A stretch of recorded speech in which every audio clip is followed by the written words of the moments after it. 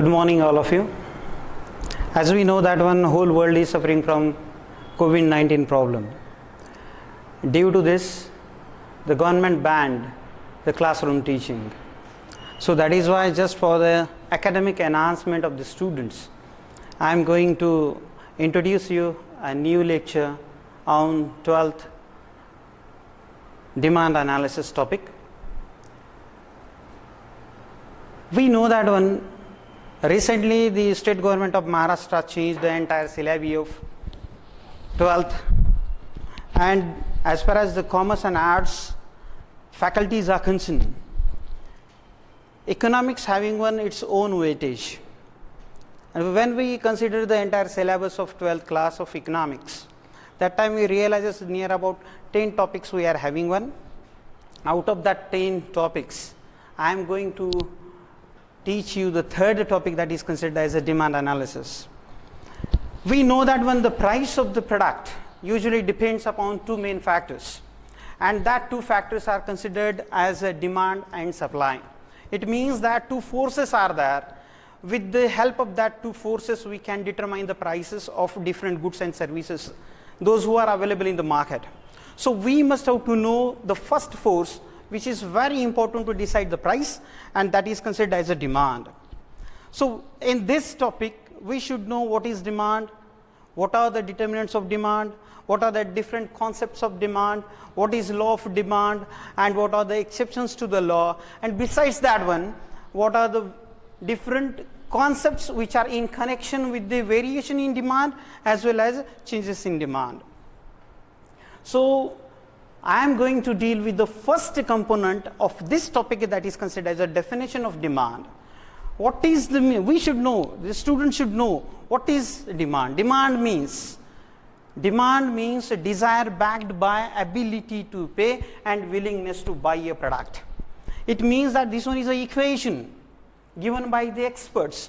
What is demand? Demand means when the desire for a particular commodity backed by willingness to purchase and ability to pay for it.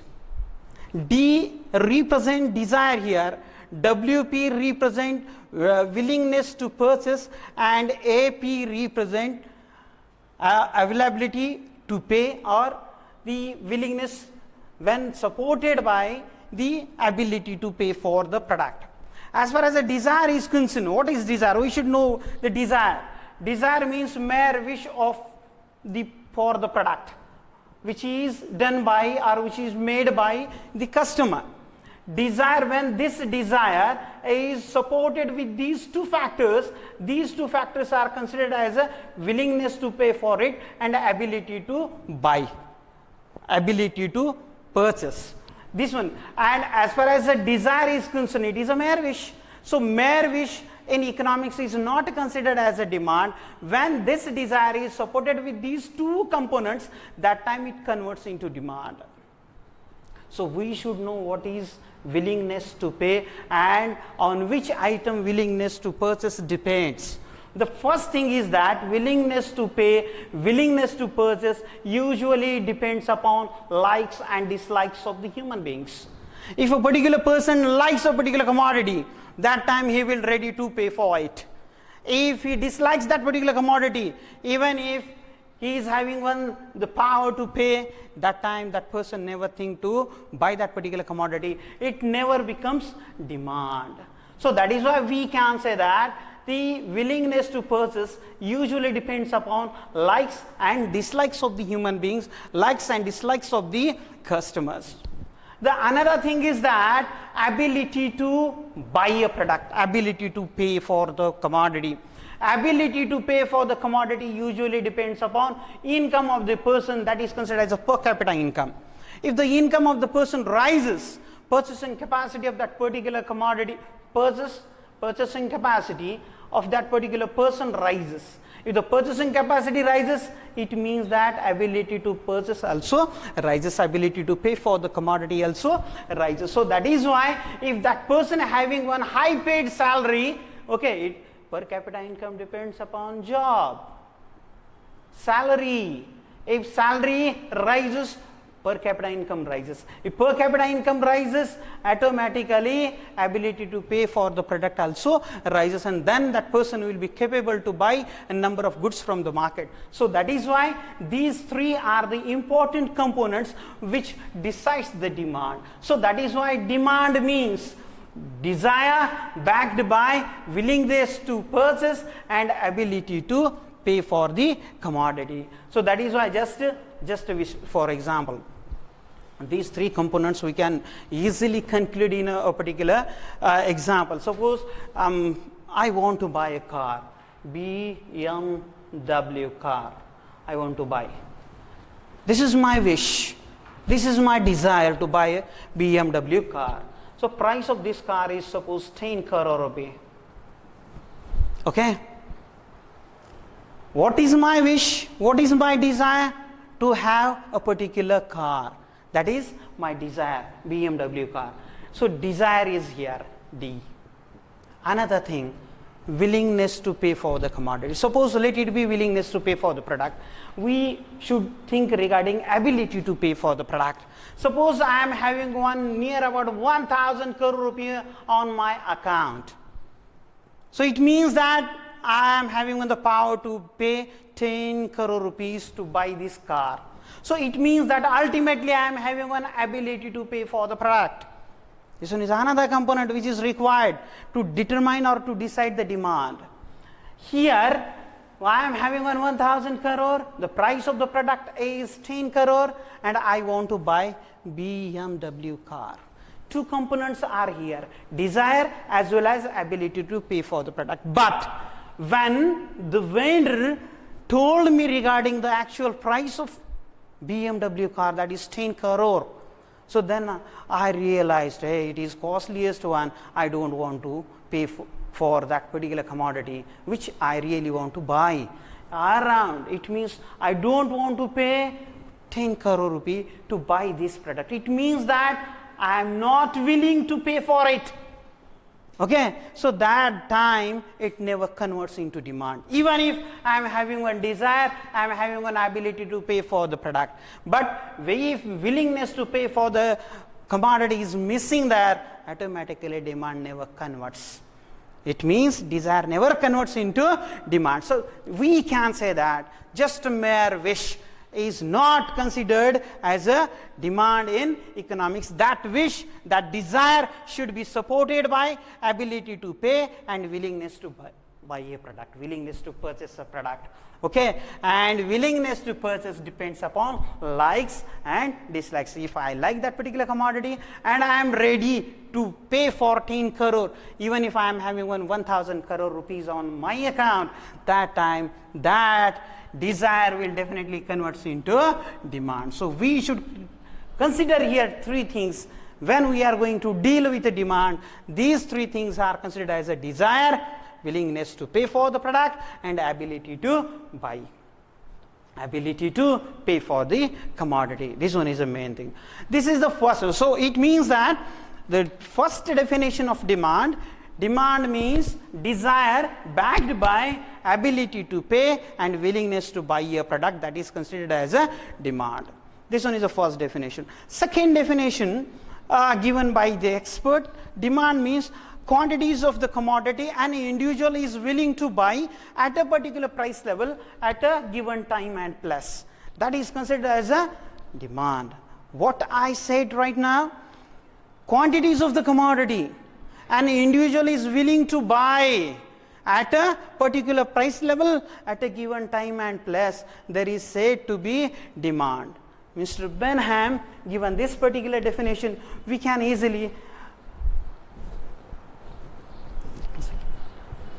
according to Mr. Benham, the demand for anything at a given price is the amount of it which will be bought per unit of time at that price. It means how much quantities an individual or group of individuals are ready to buy at a particular price level at a given time and at a given place. That is considered as a what? Demand. This one is a second definition regarding the demand. The first one, when the desire is backed by ability to pay and willingness to buy a product, that is also considered as a demand. And second one, how much quantities of the commodity an individual or group of individuals are ready to buy at a particular price level at a given time and place, there is said to be what? Demand. These are the two important definitions regarding demand.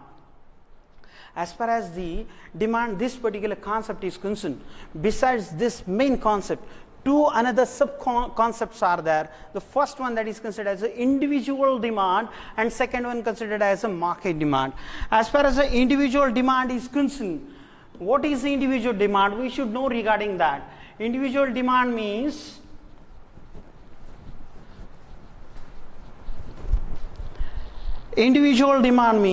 quantities of the commodity, individual demand.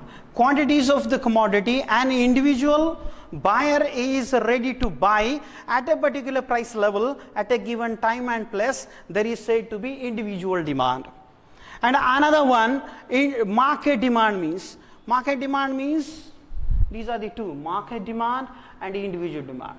Total quantities of the commodity all individuals are ready to buy at a particular price level at a given time and place, that is considered as a market demand. First one, individual demand, second one, market demand. As far as the first concept is concerned, and this concept we deals with the single one, only one buyer for the particular commodity. And another one, as far as the market demand is concerned, under market demand we deal with all buyers. Okay, how many buyers are there in the market and how much quantities they are willing to buy of a certain commodity at a particular price level at a given time and place, there is said to be market demand. Out of these two, we should think in detail regarding this one, that is considered as an individual demand. Individual demand is connected with two subcomponents that are considered as individual demand schedule and another one, individual demand curve. These are the two important subcomponents which are in connection with individual demand. Individual demand schedule means, what is the individual demand schedule? A tabular statement which represents how much quantities of the commodity an individual buyer is ready to buy at a particular price level or at a different price level at a given time and place. So what is the meaning of this sentence? We should know in detail. Look at this slide. In this slide we are having on one schedule. What that schedule explains us, the first column in this schedule represents price of a commodity X. Second column represents quantities demanded of commodity X in kg. Okay, what is the price of commodity X per kg? Near about 10 rupees per kg. When the price of commodity X per kg is 10 rupee, that time an individual buyer is ready to buy just 1 kg X commodity. If the price falls down from 10 to 8, at that time the individual buyer is ready to buy 2 kg. If the price again falls down from 8 to 6, that time individual buyer is ready to buy 3 kg. When the price is just 4 rupee per kg, at that time the buyer is ready to buy near about 4 kg X commodity. And when the price is 2, at that time an individual buyer is ready to buy near about 5 kg. So it means that when the price is higher, it means 10 rupee per kg, at that time the buyer is ready to buy just 1 kg. As the price falls down from 10 to 2 rupee, then the buyer is ready to buy near about 5 kg of commodity X. It means at a higher price level, less quantities that buyer is willing to buy, and at a lower price level, that person is willing to buy higher quantities of the same product. It means how much quantities of commodity X that buyer is ready to buy at a different price level. Who tells us? The tabular statement tells us regarding the demand pattern of an individual at a different price level, that entire schedule is considered as a individual demand schedule. Okay, what is the individual demand schedule? A tabular statement which represents how much quantities of the commodity an individual buyer is ready to buy at a different price level. That entire schedule, that entire table is considered as a individual demand schedule. Another, we can easily take into consideration another example. First one, that is considered as a price. Second one, demand, quantities of the commodity. When the price is 10, 20, 30, 40 and 50. Okay, when the price is 10 at that time, the person is willing to buy near 500 units of commodity X. Suppose this one is an X product, and Mr. S, B, J willing to buy commodity X. When the price is 10 at that time, Mr. SB is willing to buy 500 units of the commodity X. When the price is 20 rupee per unit, at that time that person is willing to buy 400 units. When the price is 30, he is ready to buy 300 units. When the 40, 200 units, and when 50, just 100 units, SB J is willing to buy 100 units of commodity X. It means that at a lower price level, he is willing to buy more quantities of the same product, and at a higher price level, he is willing to buy less units of the same product. It means here is an inverse relationship between price and quantity of the commodity demanded. As the price goes up, demand for the commodity, individual's demand declines. As the price falls down, demand rises. So we can say that there is an inverse relationship between price and quantity of the commodity demanded. So whatever the things are mentioned in this table, this entire table is considered as an individual demand schedule.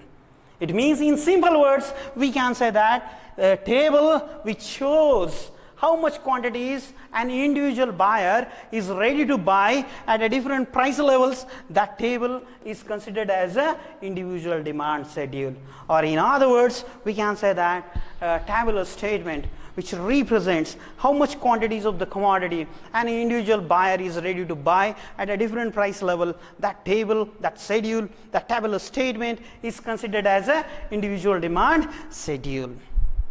On the basis of individual demand schedule, we can draw a diagram, and that diagram is considered as a individual demand curve. Okay, what is individual demand curve? Individual demand curve means graphical representation of individual demand schedule. That is considered as a individual demand curve. With the help of this schedule, we can easily draw a diagram. Look at the board. Okay.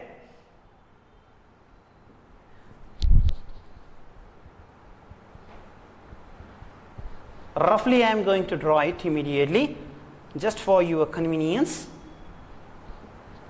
This one is DD, is a demand curve. The y-axis, x-axis. Here, units of commodity X, it means demand, and y-axis represent price. When the price is 10, 20, 30, 40 and 50. As we know that when the price is 50, at that time just 100 quantities are demanded by SB Jadhav. Okay, when the price is 40, 200 units that person is ready to buy.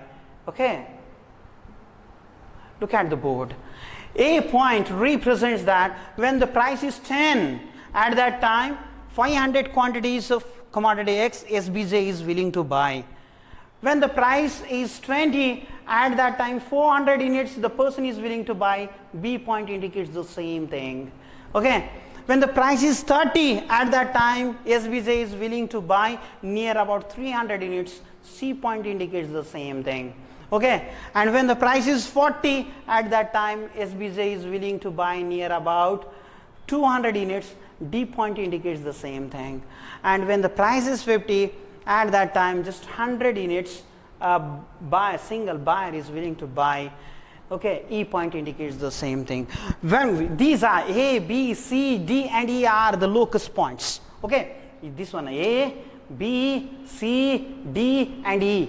A point represents 500 units, 10 is the price. Okay, B point indicates when the price is 20. Okay, this one is a 20. How much quantity is a person is willing to buy? 400 units. When the price is 30, 300 units. C point indicates the same thing in connection with D and E point. These locus points, when we connect with the continuous line, this one is a line already drawn by me. Okay, DD. When we connect all these locus points A, B, C, D and E, okay, that time we will be able to arrive at a particular curve, and that curve is considered as a demand curve. And this demand curve slopes downwards from left to right, so which indicates that there is an inverse relationship between price of the product and demand for the commodity. Okay, when the price is higher, less quantities are demanded. When the price falls down from 50 to 10, more quantities are demanded. It expands. With the reduction in price level, demand rises. It means that in economic terms we can call it expansion of demand. If the price rises and demand contracts, okay, falls down, there is said to be contraction of demand. It happens in reality also. So that is why we can say that here is an inverse relationship between price and quantities of the commodity demanded. With the help of this schedule, easily anybody can draw a diagram, and this curve is considered as the individual demand curve, because this demand curve is completely dependent on this individual demand schedule. So that is why that is considered as an individual demand curve. We are having this slide. This slide also represents the similar thing. Okay, the price, when the price is 10, at that time just one product is purchased, and when the price is 2, at that time 5 units of the same product the customer is ready to buy. So this diagram also represents the same thing. Here is also an inverse relationship between price and quantity of the commodity demanded. So we should know here the definition of individual demand curve. What is the definition of individual demand curve? Individual demand curve means a curve which shows how much quantities of the commodity an individual is ready to buy at a different price levels. That curve is considered as a individual demand curve. Listen to me very carefully. What is individual demand curve? A curve which shows how much quantities of the commodities an individual is willing to buy at a different price level. That curve is considered as a individual demand curve. And what is individual demand schedule? Individual demand schedule means a tabular statement or a table which represents how much quantities any individual buyer is ready to buy at a different price level at a given time, and plus there is said to be what? Individual demand schedule. These two sub components are very important in connection with individual demand. Same thing is applicable to the market demand. Okay.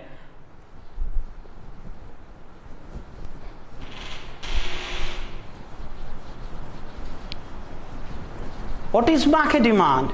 We know that one market means a particular place where number of buyers and number of sellers and sell the product. Okay, that particular place is considered as a market in ordinary language. Okay, market demand, we should know regarding what is market demand. Market demand means demand for goods and services made by all the buyers at a particular price level at a given time, and plus there is said to be market demand. It means that suppose A, B and C, only 3 buyers are there in the market. Okay, and these 3 are willing to buy commodity X. Okay, when the price of commodity X is 10 rupee per unit. Okay, so that time A is ready to buy 5 units, B is ready to buy 10 units, and C is willing to buy 15 units. Okay, what is the price of commodity X? Commodity X price is 10 rupee per unit. Okay, and A is willing to buy how much units? 5 units. B is willing to buy how much units? 10 units, and C is willing to buy 15. Only 3 buyers are available for commodity X in the market, and they are willing to buy different quantities at a particular price level. Okay, at this price level, how much quantities these 3 buyers are willing to buy? Near about 5, 10 and 15, it means almost 30. So this one is considered as a combined demand of these 3, A, B and C. A plus B plus C, this is considered as a market demand. It means, in simple words, we can say that market demand means quantities of the commodity all buyers are willing to buy at a particular price level at a given time, and plus there is said to be market demand. It means, in simple words, total quantities all the buyers are willing to buy at a particular price level at a given time, and plus there is said to be market demand. Market demand also having on 2 subcomponents. Okay, first one, market demand schedule. Second one, market demand curve. These 2 are very important to make the analysis of entire market demand. What is market demand schedule?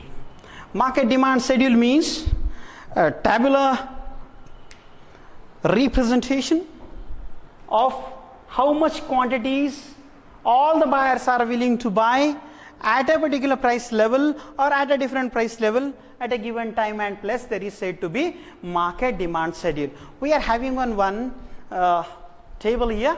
That table represents the market demand schedule, and this table, the first column represents price of commodity X in rupees, second column represents quantities of commodity X demanded in kg by 3 consumers, okay, and the last column represents the market demand.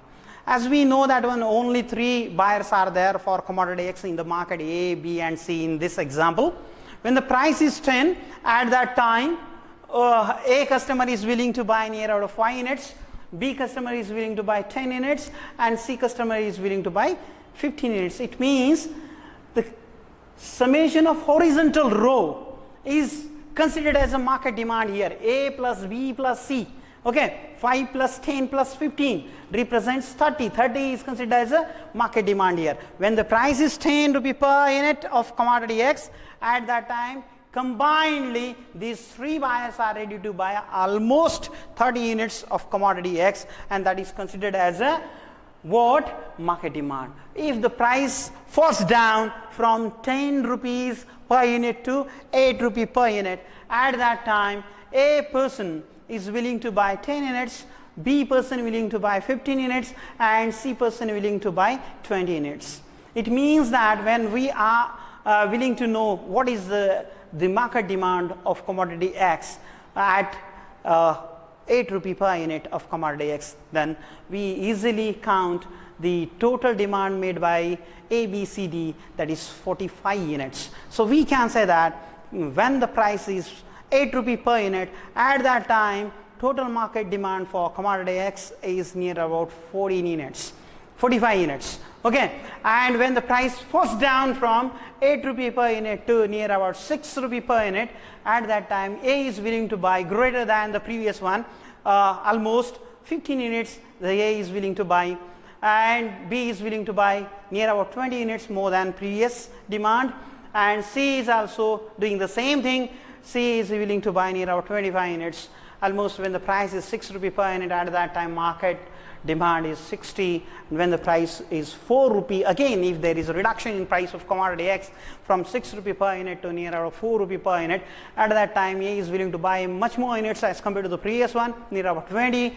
B is also willing to buy more units as compared to the previous 25, and C is also willing to buy near about more units, almost 30. He is willing to buy 30 units. He is willing to buy of commodity X. 20 plus 25 plus 30, almost 75 units is the market demand at 4 rupee per unit of commodity X.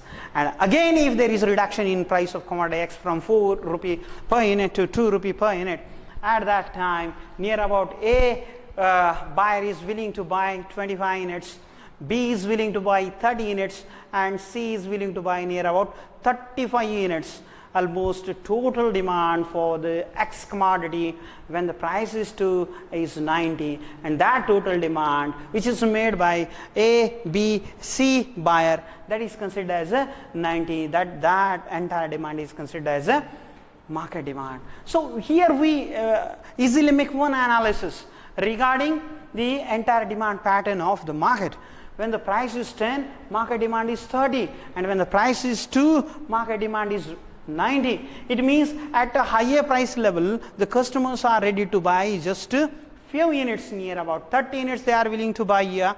And as the price falls down from 10 rupee to 2 rupee per unit, at that time all buyers are ready to buy much more units as compared to the previous price level, that is 10 rupee per unit. So it means that when the price is 10 rupee per unit, that time 30 is the total demand, and when the price is 2, at that time 90 is the market demand or total demand. So we can say that same thing is happening here, when here is an inverse relationship between price and quantities of the commodity demanded by all the buyers. Okay, so it means at a lower price level, more quantities all the buyers are willing to buy, and at a higher price level, the buyers are not ready to buy much more units of the commodity X. So we can say that here is an inverse relationship.